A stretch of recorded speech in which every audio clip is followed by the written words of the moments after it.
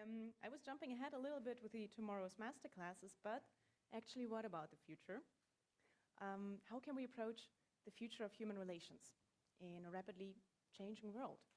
And how can we conceptualize what is actually changing and is unknown, is partly speculative, but at the same time, very real in the present? These questions Mathias Krupna, the co-founder of CREATECREATE, asked himself together with iSquare. We're working with CREATECREATE for over 10 years now, and we can't be happier about this collaboration and about all of these nice developments. Our logo rebranding, of course, but lots of other important brand decisions. And today, Mathias will introduce core frameworks of arts and designs that were used discussing the present and the future of the iSquare brand. Welcome, Mathias Krupna, with Imagining Futures with Design Thinking.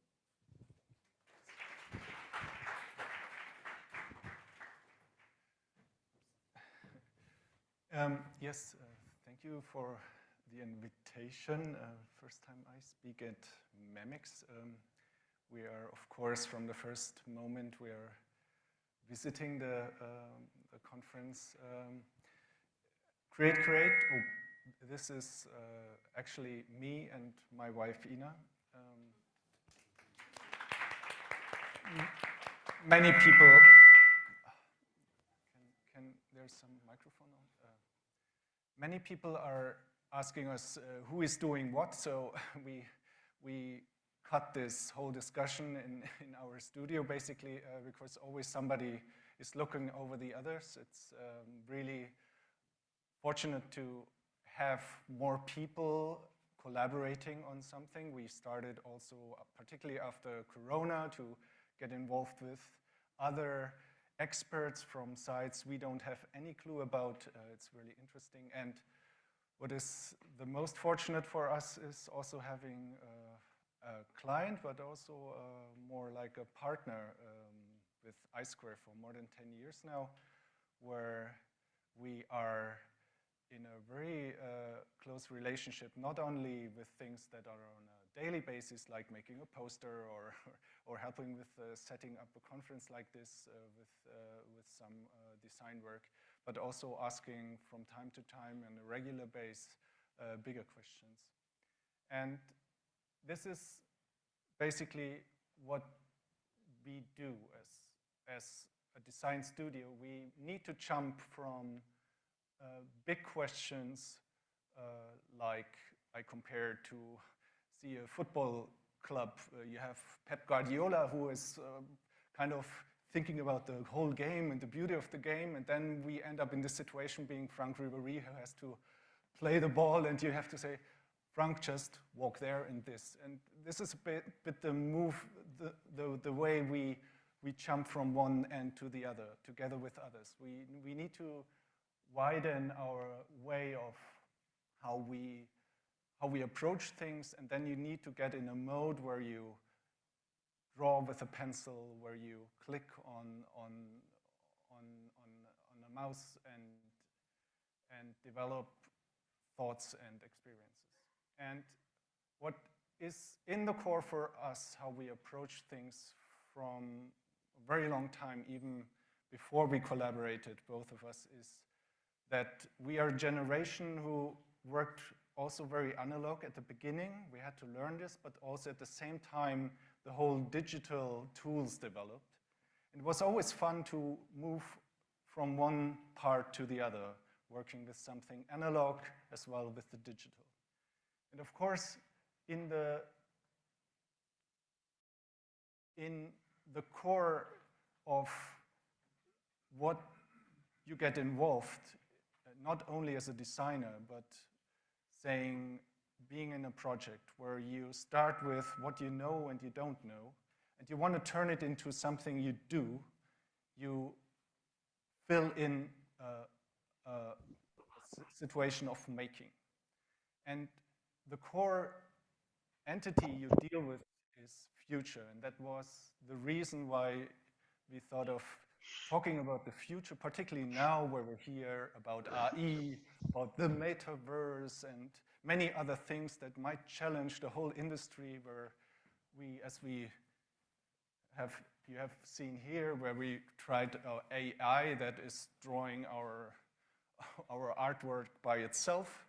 And we are always confronted with these questions. And actually, when we look back for 10 years now, how we started, we had to reinvent ourselves the whole time, as well as iSquare is always in the mode to reinvent itself, as you probably all are.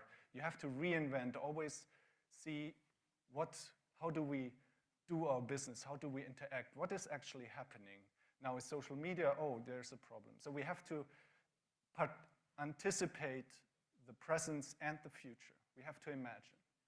And there's a tricky thing about the future, because it's not just one objective thing, we all know this. There's, of course, this one future we do not know. And maybe this future is even not existent, it's something we construct. It's the one we cannot foresee. It's what's going ahead. But what is so interesting that there are futures we construct. We imagine futures, and they are actually very real, and they define the way how we approach on a very, very early stage.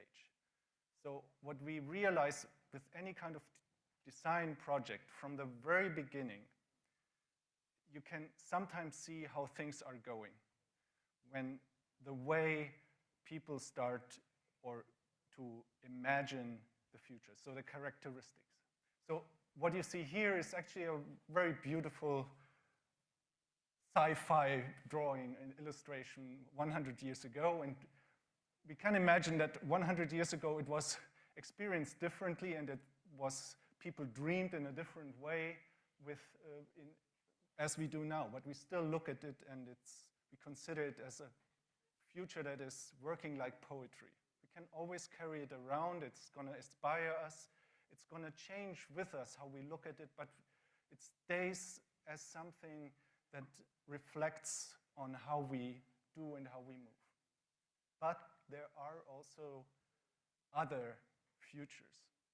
And this is a very interesting drawing, because it's at the same time, in around 1600, there was Campanella, I think it was a Franciscanian monk. He wrote a book, the La Città del Sole, La Città del Sol, the Sun City, like an utopian idea of a better society.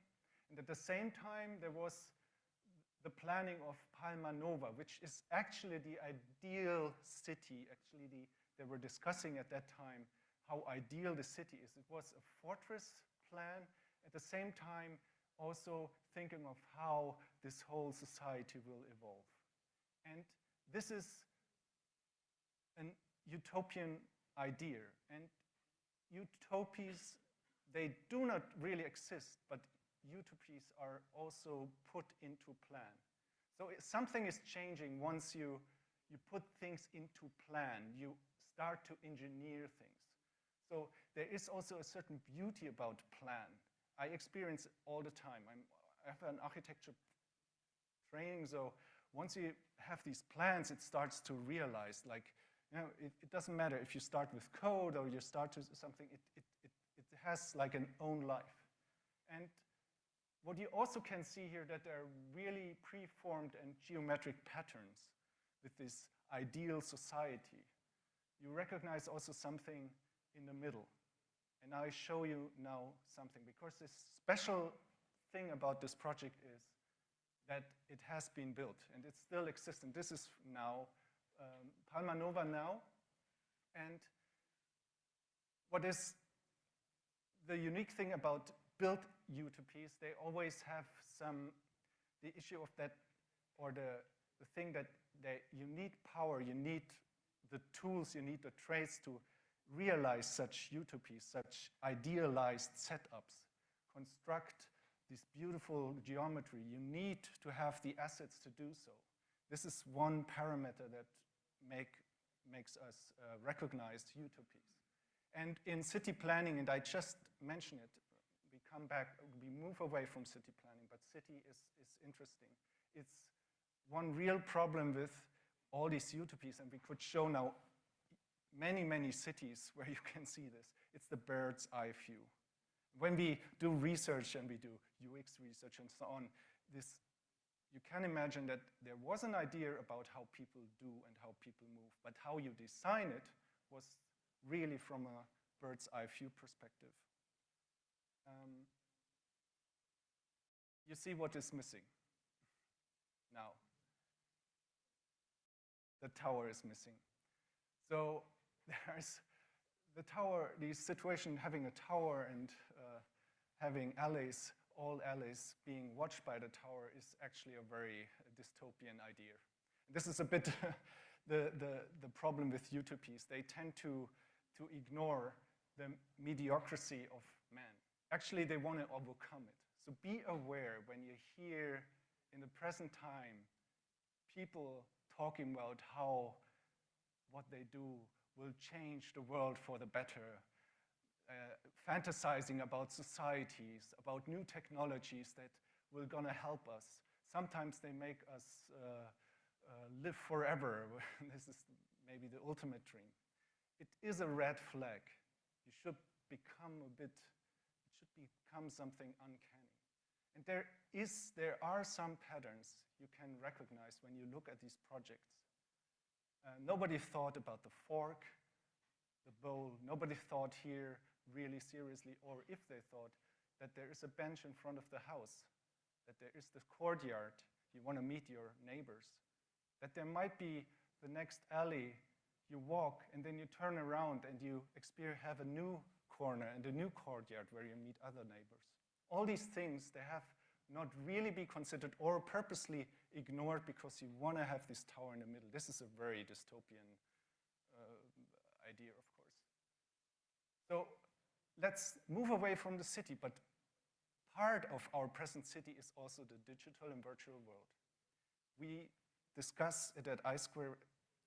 Just recently, I think we can say that for us it's important to start very simple with all these terminologies, and we consider the world and how research and how we approach it as that there is a physical world, but there are also layers of virtual worlds that surround us.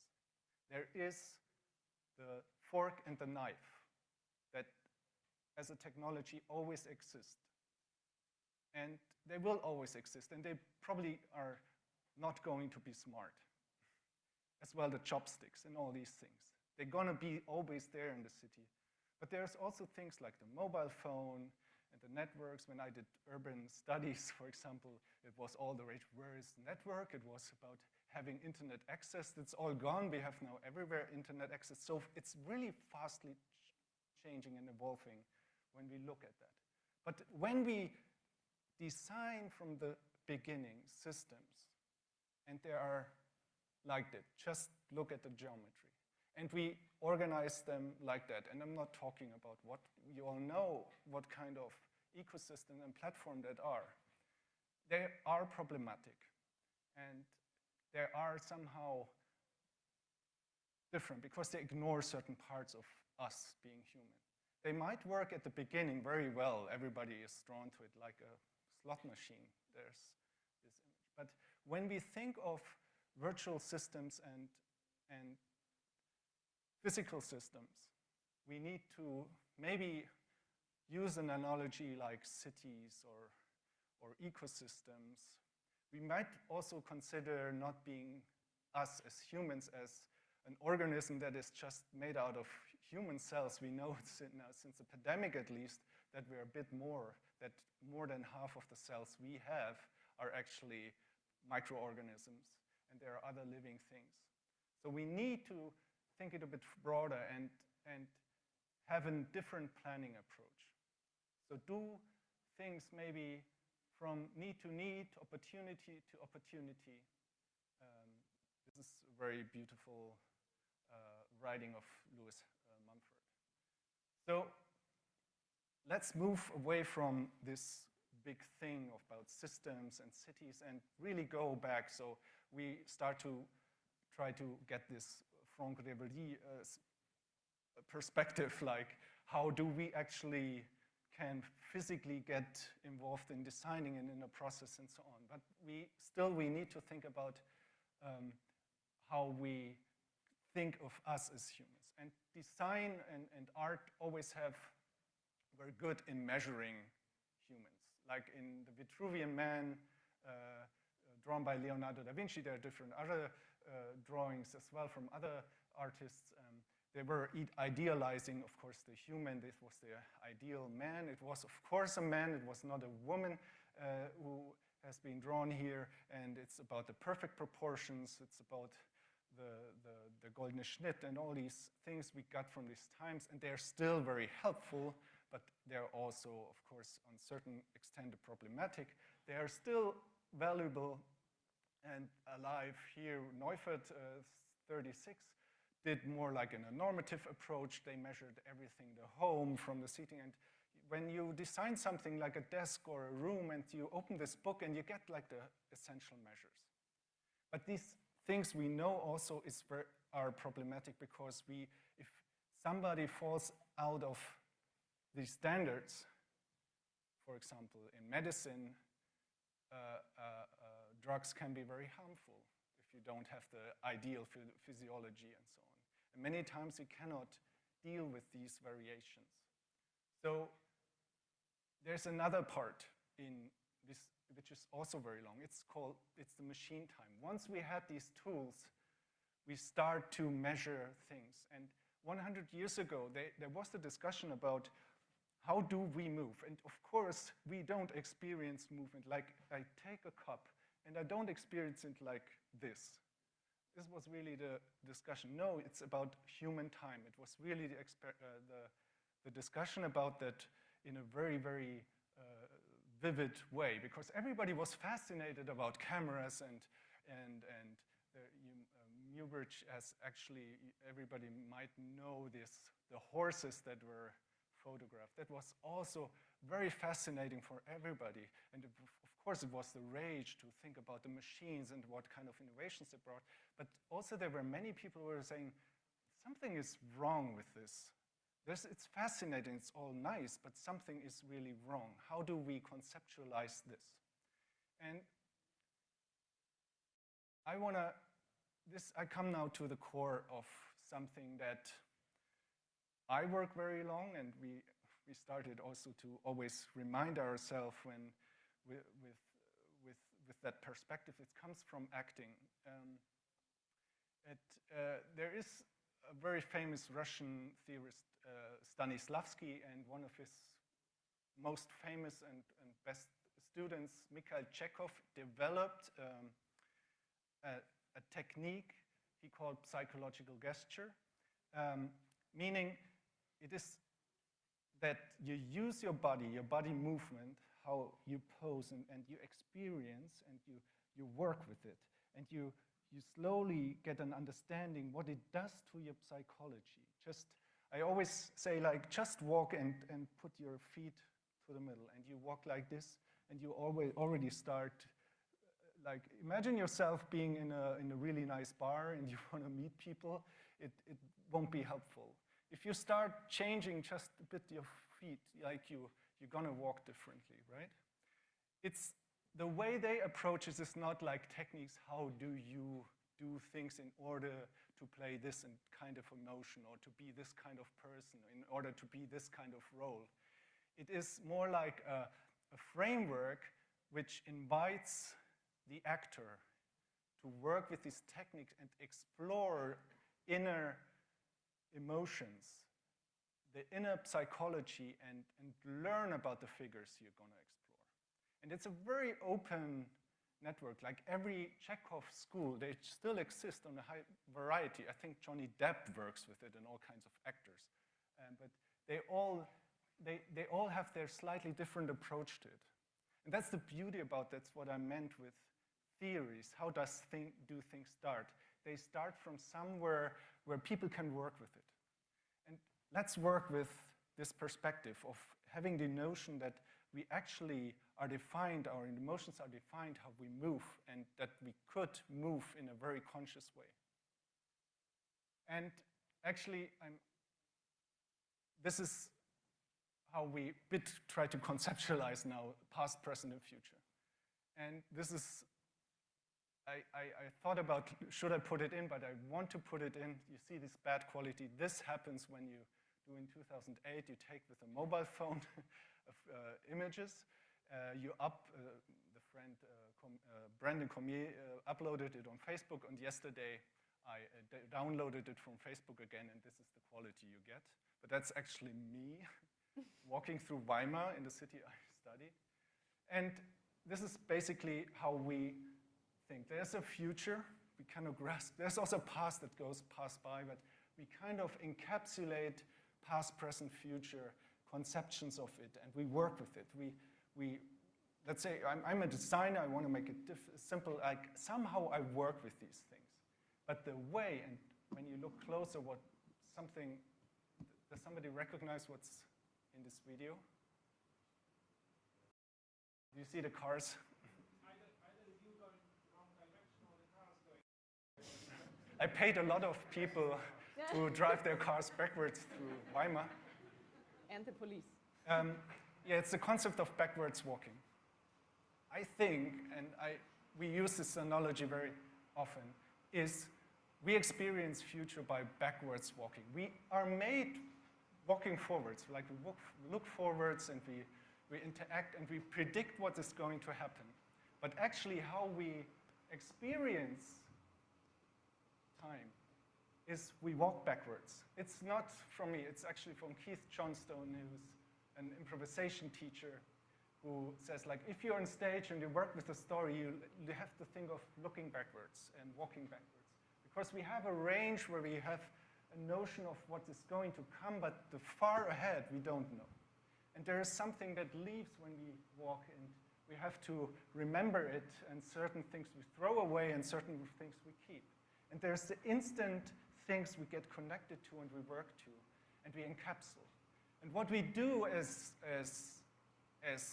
all these smart people we all are, and culturally, we conceptualize and we have all these tools that help us to explore the present and the future and so on. And this is where I now move to how actually the digital age, and we are kind of in a certain technical turning point, and I say technical turning point, where we have, when it comes to the human face, and this is also part of this day, where we do not measure the human anymore, the really film our face. This is a study from scientists. I think they are from Microsoft or they relate to Microsoft, but it was published, where they have formed 100,000 faces through 3D, like virtual humans. Like this one is the ground model, so they randomize all kinds of different ethnicity, skin colors, face forms. You can do this very easy.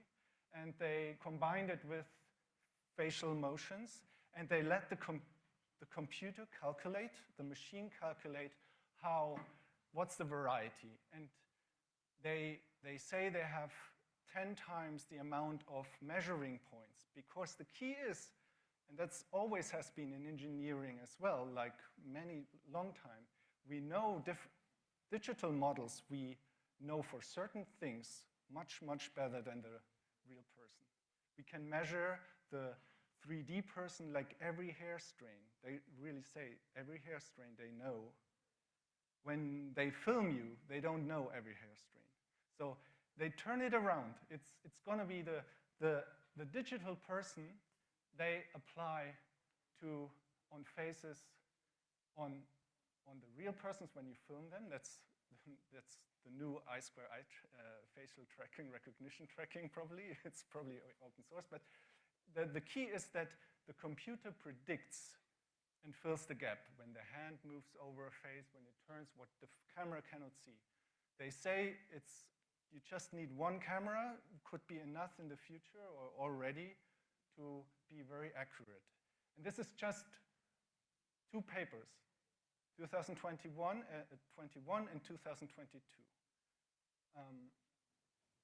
And there's also another technical jump. Since 25 years, 30 years, the gaming and the film industry, they they discuss convergence, meaning that these two branches, they will somehow come together, that gaming is going to have the visual quality like the real film, and the real film is going to adapt storytelling and the whole gaming world.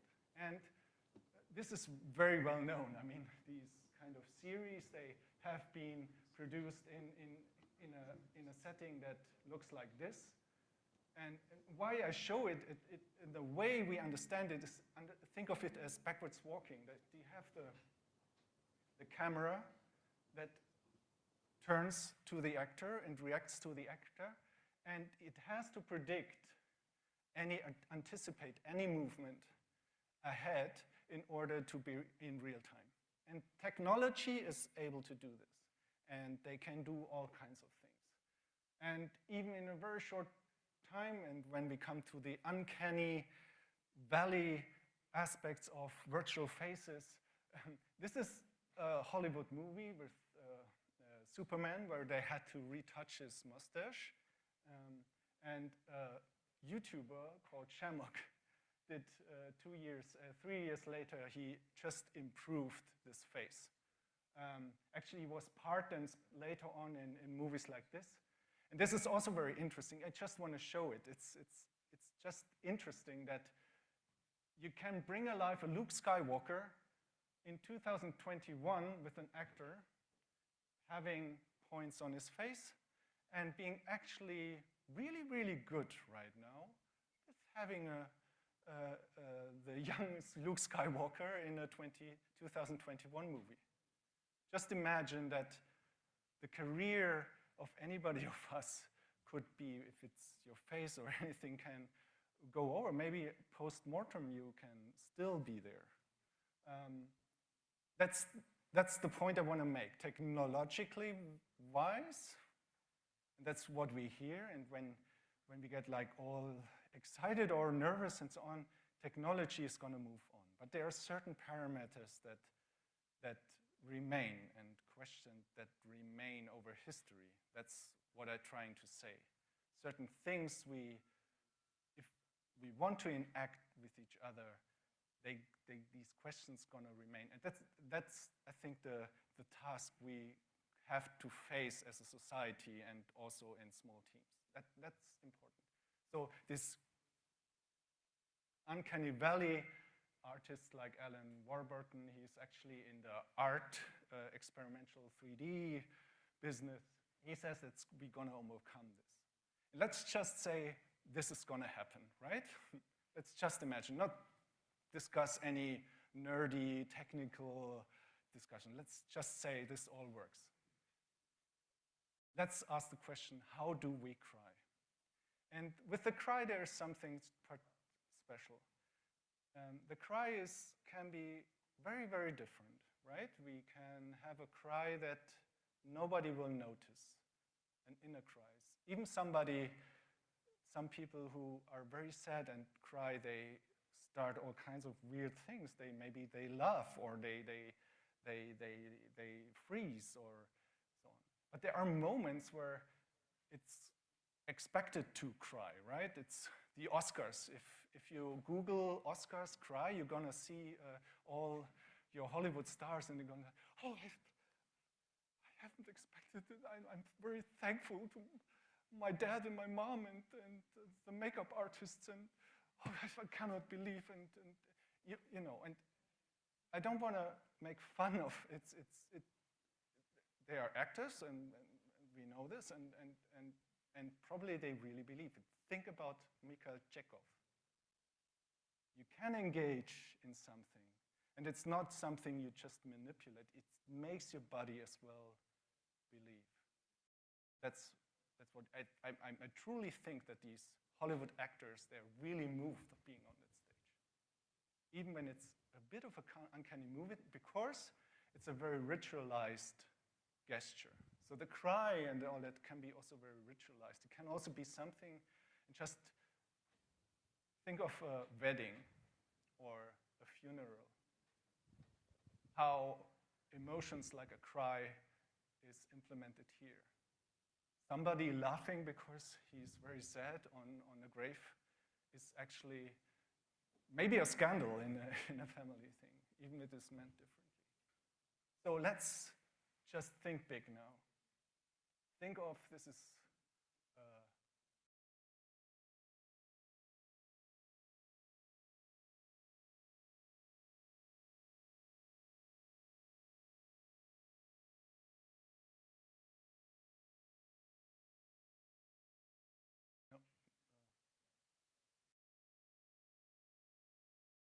Can you go move one back, please?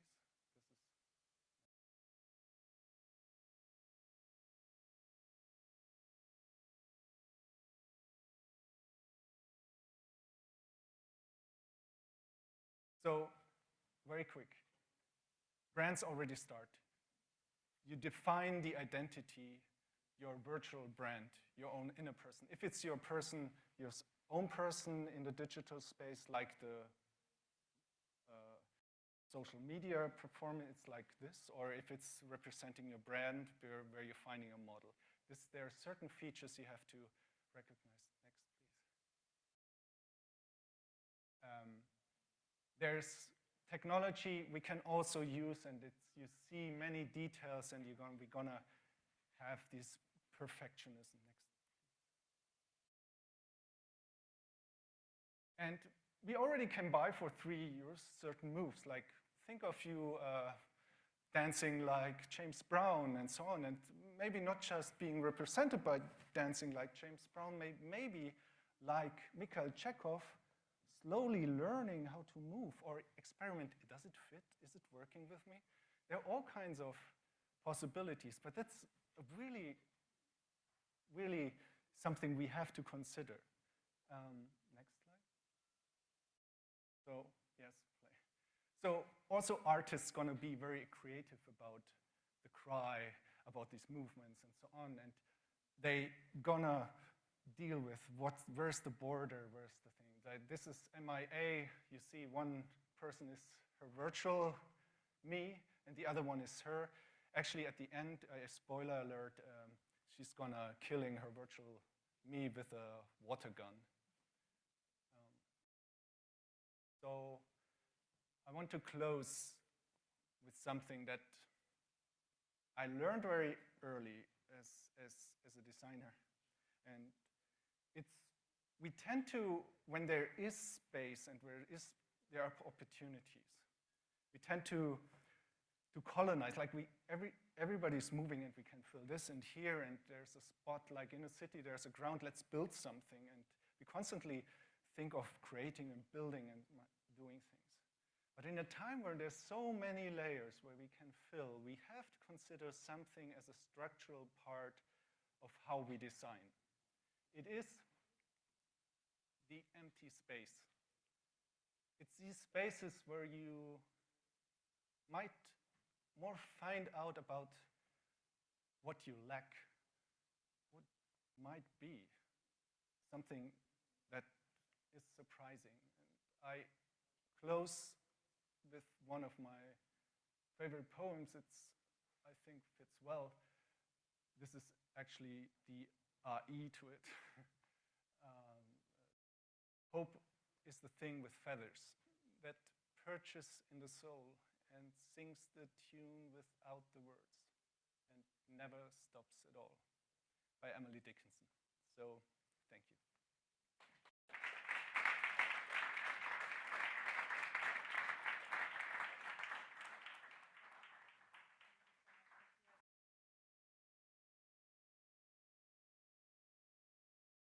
Can we get one for the questions? Right. Who wants to share? Who wants to ask? Matthias is also fine, if there is no questions. I think now the term uncanny valley, like somebody asked, like, what does it mean? And of course, you could Google. Maybe you can explain. No, we all know these videos where there is artificial imagery, CGI, computer computer-generated imagery that is somehow wrong when we move, and particularly with faces, it's very difficult to that's why the face is actually the really different, or natural movements. So there's always something off, and people feel uncanny, like unwohl. You don't feel well with it. And they call it uncanny valley. That's just a term everybody's using. And there is the discussion, that's all gone, and it's, of course, meet these terminologies, but I believe that it's going to be the deep fake topic we have. I didn't show the examples, but there's already by Google and RE that tracks deep fake videos. And it's really bad once it's like you filter the image and it's a bad quality, like my video. You wouldn't notice if it's RE or if it's fake. That's because these parameters are there. It's like the old debate about how to Photoshop models and so on. It's just now with moving images, basically more technically challenging.